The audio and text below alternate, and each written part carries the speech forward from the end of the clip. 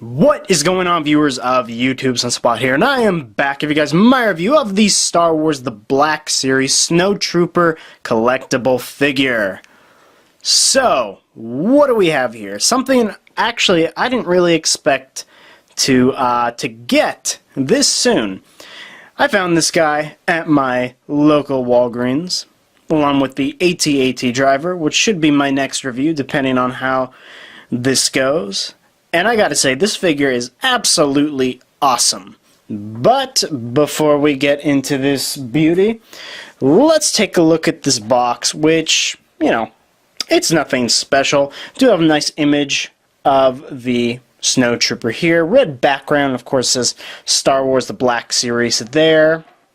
The sides just say Snowtrooper in all caps. The back, just another image of him with the series number, which is 35. And if you'd like, you could totally pause and read his biography now, if you choose to. So, the box is pretty, keep forgetting to use this spinny thing, is pretty much standard for what we typically get. But now, let's take a look at this super duper awesome figure, and I'm gonna lower the camera so y'all could see his beauty, because he's really pretty. He really is. I enjoy this figure a lot. I'm gonna give you guys a 360 here. I really enjoy the paint apps on this guy. The way they use different shades of white with a little bit of beige and brown really makes this worth the money. I do have to say that. It's a very well constructed figure. As you can tell, he comes with two weapons. I might as well show those off now. Kind of like a lawn laser sniper rifle. Do have some nice detail on that. Gunmetal color and a lot of detail. I'm not gonna lie, they put a lot of work into this, you can tell. So, and there's a hole right here. So, and of course he does have a trigger finger, which is always useful. Could just put it in there and it fits pretty nicely, you know. And he does come with this standard laser pistol, if you will. So, which also looks nice. Mine's a little bit bended, which kind of sucks. And I'm trying to get some better light right now for you guys to see it. But I don't know why mine's bended, and it's kind of annoying. But at the same time, it's like, whatever. There we go. So, yeah. And of course that can fit in either hand. This hand doesn't really have as much as a trigger finger as this one, but yeah, no. You get the point here. Alright, let's remove his weapons here and just talk about the figure. Move the light out of the way. And it's a very, very pretty figure, as I've said. I gotta zoom in on this guy and let's just take a look.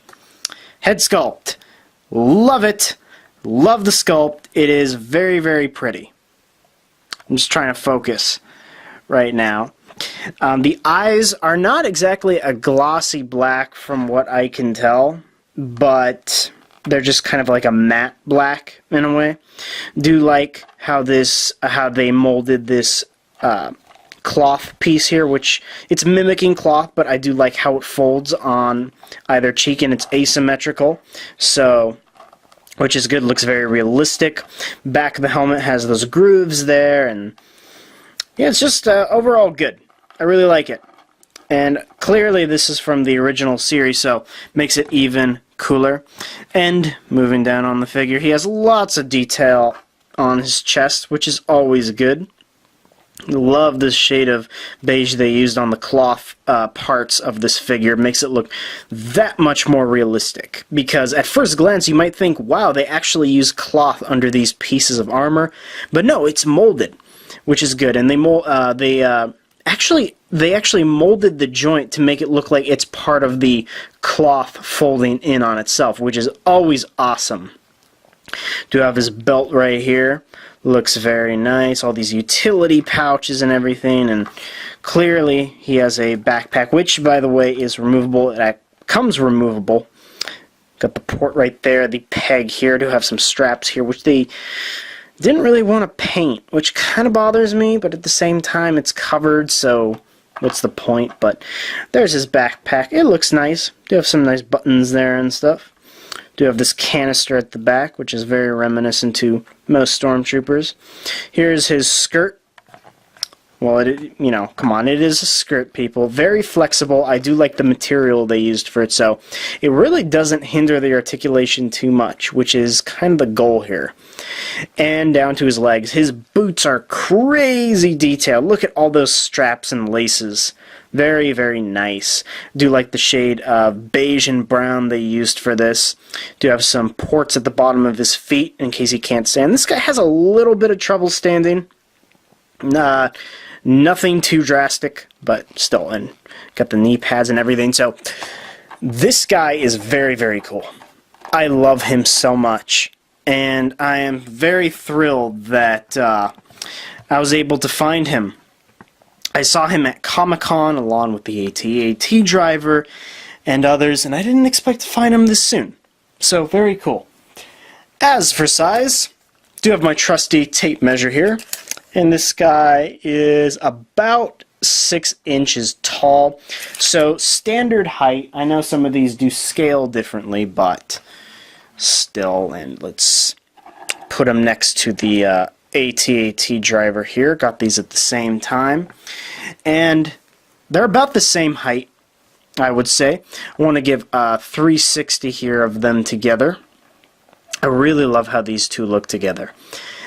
These troopers were kind of the, you know, key suits and characters we were missing in the Black Series line, or at least the figures I was really kind of craving for, because, yeah, we have a lot of the original standard troopers, and we've gotten millions of clone troopers and all these different remolds and repaints, but these are brand new. These are brand new figures, and I'm absolutely in love with them. But for some more size comparisons, let's remove view out, and let's put them next to a kind of a standard transformer here. For our purposes, I do have Titan's Return Misfire and a bit shorter. So there you go for size. And here he is next to my alpaca. Let's talk about the articulation.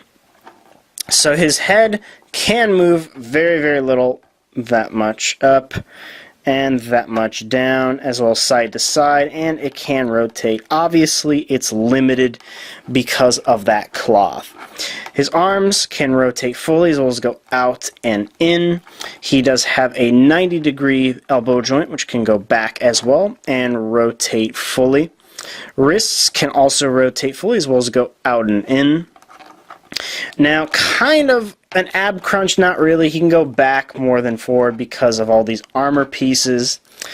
And as far as legs go, he can go forward pretty much that much, and obviously not that much back because of these hindrances, and that much out. So he does, however, have a thigh rotation and a double jointed knee, which is hard to get because of all these pieces. So, and of course, foot can move forward, back, and he does have a solid ankle pivot. So this guy has a lot of articulation, I would say. For what you get, it's pretty good. Now, yeah, you could argue that, well, they could have just molded this chest piece a little bit further out so that you could really hit that articulation, but it's not a big deal, really. It doesn't bother me personally. Definitely leave a comment below if you guys are a little pissy about that, but I think with the amount of detail this guy has, it's awesome. So, and to just highlight some more, if you want to get him in some kind of dynamic poses, it's tough to get him to hold the rifle like this. You kind of got to bend his fingers the right way, but I think he looks awesome like this. Pretty standard pose, but yeah. And quickly, on a side note, now that I just remembered, I just wanted to highlight something. that in my last review, in my Human Torch review, I forgot to cover articulation. I didn't think it was a big deal because the mold has been used like 60 times in the last 2 years, so I didn't think it was that much of a big deal. There you go with that. And before I forget, just because he's literally on the bed next to me, I want to put this guy next to another figure. Here he is next to Jango Fett, just for the hell of it. Obviously, Jango Fett is not an original character, but I still think they look absolutely awesome together. So, there you go with that. And also, just want to highlight something. As far as this weapon goes, you can actually not holster this anywhere on him, which is a bit unfortunate. If anything, that's movie accurate, but still, it's kind of like, where does it go? And it looks weird for him to dual wield these things because this is a giant gun. This is a giant gun for this fool to hold. So, there you go with that. And I just noticed I kind of have a little, what is that, like a little blemish right there? I don't know. It's hardly noticeable. I just noticed it now, if anything. So, there you go with that. So, final thoughts.